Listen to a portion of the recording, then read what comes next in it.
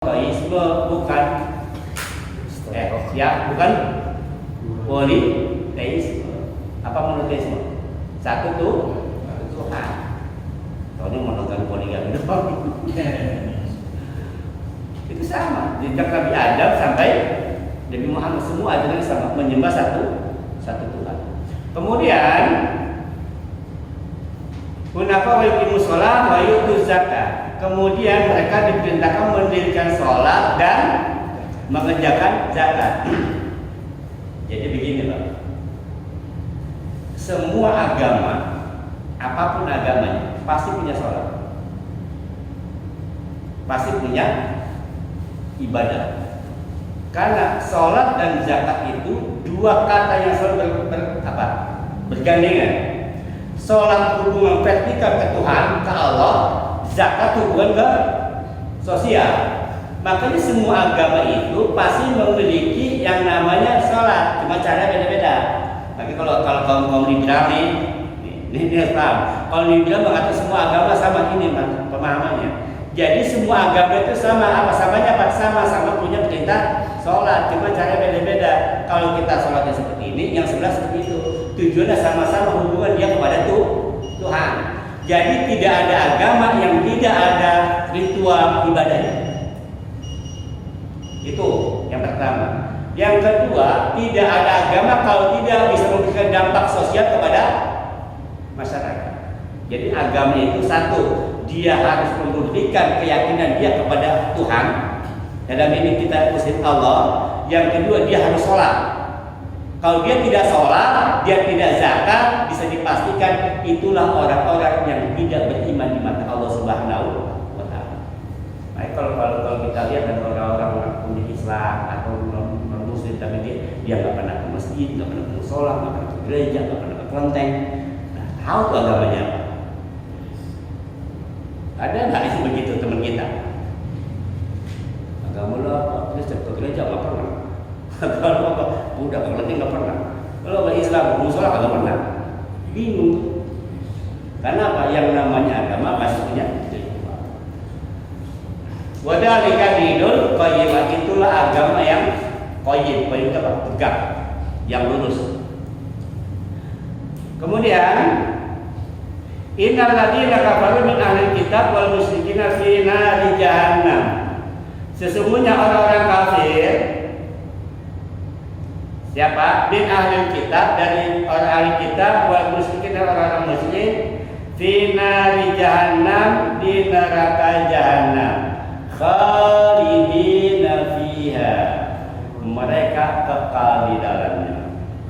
Ulaika hum syarrul bariyah, mereka lah syarrul bariyah. Bariyah itu makhluk. Jadi syarrul bariyah, mereka adalah sejelek-jeleknya penciptaan, sejelek-jeleknya makhluk adalah mereka yang tidak beriman kepada Allah, yang tidak sholat, tidak zakat, tidak menyembah Allah. Itu adalah mereka yang paling buruk penciptaan. Ya, kalau ada orang Islam dan kagak sembahyang, itulah sudah dibaca apa? Syarrul bariyah. Manusia paling jelek siapa? Orang yang sembahyang.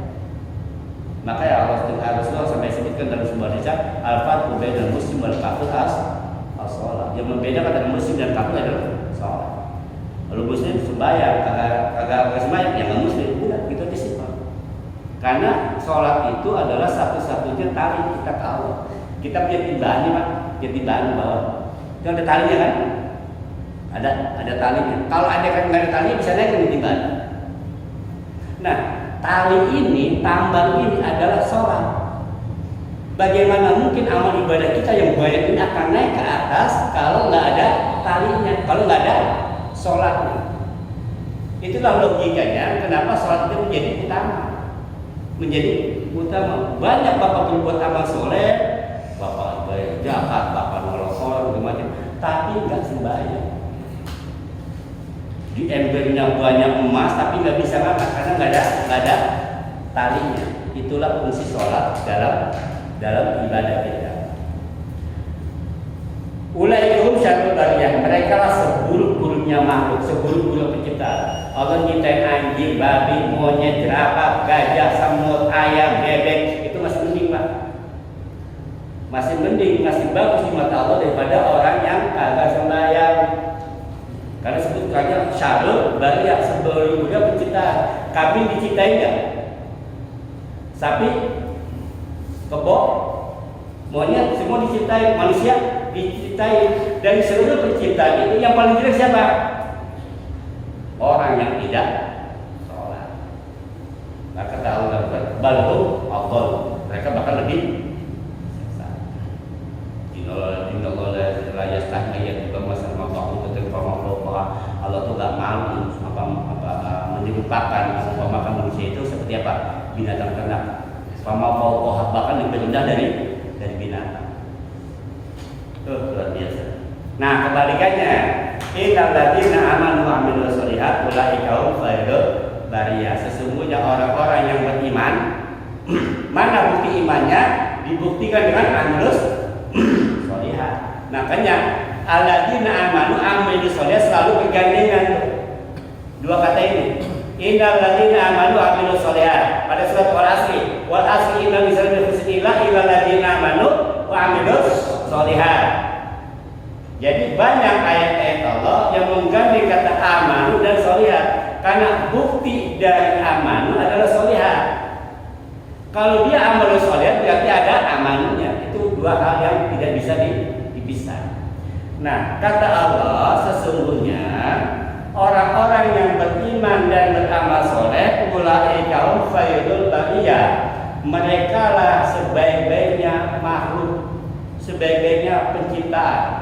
Makanya manusia diciptakan, malaikat diciptakan. Kalau kita beriman kepada Allah dan beramal soleh, maka kita lebih mulia dari malaikat. Tapi kalau kita tidak beriman dan beramal soleh, kita lebih hina dari binatang. Karena tidak semua amal itu bisa dikerjakan oleh malaikat. Kalau lihat bapak baca tasbih, wah malaikat luar biasa tasbihnya. Sujud, wah kalah dah kita ibadah sama malaikat. Tapi ada dua amalan yang nggak bisa dikerjakan oleh malaikat. Pertama, sedekah. Malaikat punya duit. Mereka punya duit nggak? Kalau mereka datang ke musola dibagi-bagi, emang masuk ke keramah? Kagak pak. Yang dari sektor keramah itu Pak Edi yang masuk itu. Ilham yang bisa masuk. Maka malaikat bakal sama Pak Edi. Kalau Pak Edi masuk ke kotak subuh-subuh. Yang kedua, yang nggak bisa dilakukan oleh malaikat apa? Nangis karena dosa. Ada malaikat nangis karena dosa? Nggak ada. Kadang malaikat tidak punya dosa. Makanya ketika manusia bersedekah dan dia bisa nangis karena dosa, itu lebih mulia dibandingkan malaikat. Karena bahkan malaikat nggak bisa baca itu. Sebut oleh Allah khairul bariyah, penciptaan yang terbaik. Jadi manusia bisa lebih mulia dari malaikat. Nah, jazaohum inda rabbihim jannatu 'adnin tajri min tahtiha al-anhar.